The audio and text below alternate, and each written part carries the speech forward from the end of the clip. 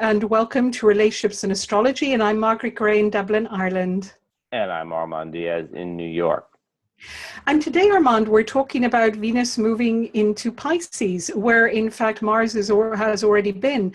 So this is quite an interesting month with her moving into the sign where there's already the South Node and there's already Neptune and Mars. So definitely a very Piscean time. It's a Pisces party. It's a pool party, I suppose, with everybody in the waters of Pisces, or a beach party. And yes, right. And I think that, Pisces has that real idealization. And with Venus and Pisces in our personal life, I think that it can really point towards this kind of very ideal sense of relationship and the other person, and perhaps a little bit too much. Fantasy is fun, fantasy, and that sense of spiritual connection with someone and all that stuff is great. It's great as an experience, and then sometimes it gets a little bit problematic when you try to bring it down to the level of who's stopping to get the milk on the way home. Yes, because of course life and relationships are made up of those daily mundane things as well as the more romantic side. And certainly Venus in Pisces is very, very romantic. And it's how to really maintain that balance and not to get lost in the Hollywood fantasy that relationships should be wonderful all the time and everybody should look fabulous all the time and everything is loving and wonderful. So I think sometimes the challenge for Venus in Pisces is how to deal with any conflicts that might arise. So to notice during this time of what's going on, in the relationship in terms of how are you dealing as a couple, or if it's a family, how are you dealing with differences? Because really Venus in Pisces doesn't like difference very much.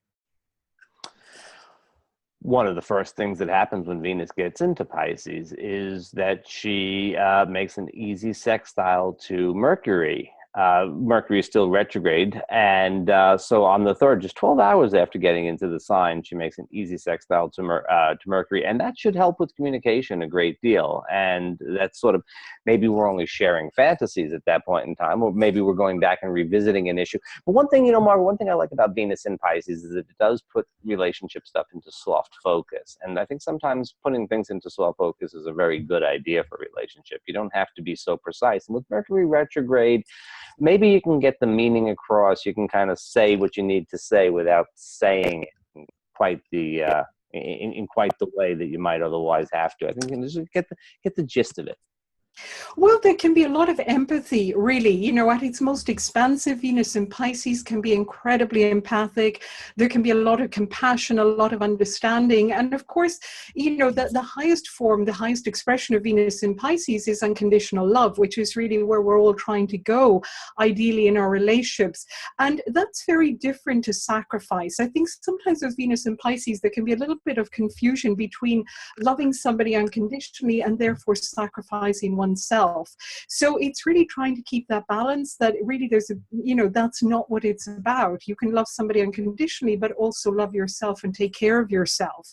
So I think on the 7th of January, when Venus is conjunct the South Node, that might be a very good time to let go of any patterns that may not be healthy around Venus in Pisces and embrace new ways with the North Node in Virgo, which is about being discerning as well and about really being careful around oneself as well as around others.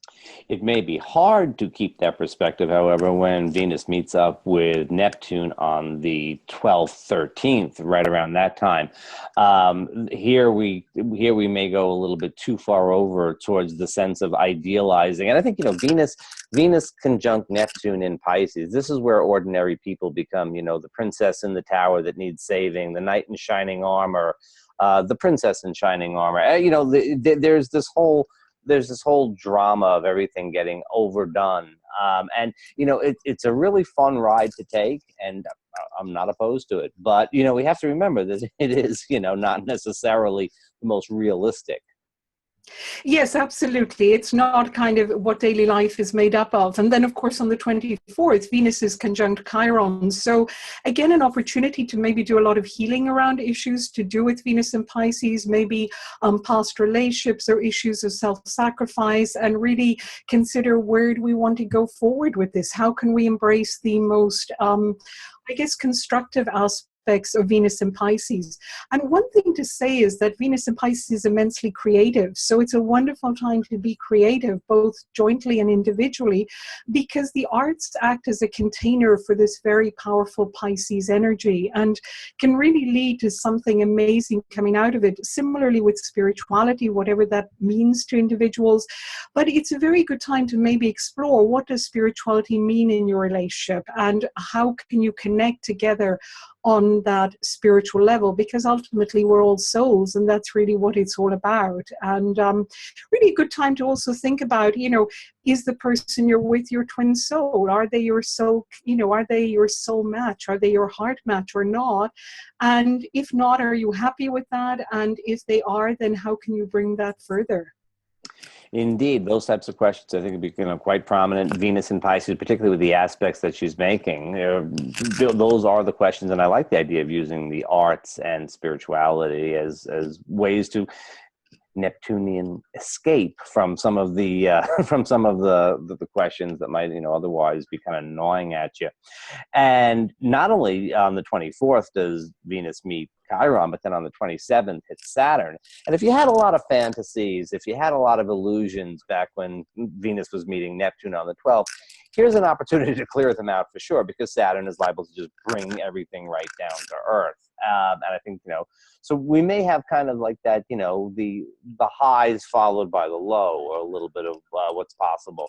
I'm not saying that being realistic and Saturnian is necessarily a low, but it may feel that way a little bit. It's certainly, I could see the end of January as being a time when we have some sort of like serious, hard conversations and kind of, sort of decide what we're doing here. Yes, and it may also help to manifest things. So it might also be that if somebody has met somebody new maybe during this time, and maybe just flirtations or whatever, that when actually Venus, is square to Saturn, that something might manifest in concrete form, that they decide to maybe make a relationship out of it, because it's a very good time to do that. So there are lots of possibilities. So quite an exciting time. And I hope everybody really enjoys all this Pisces energy, and see you soon, Armand.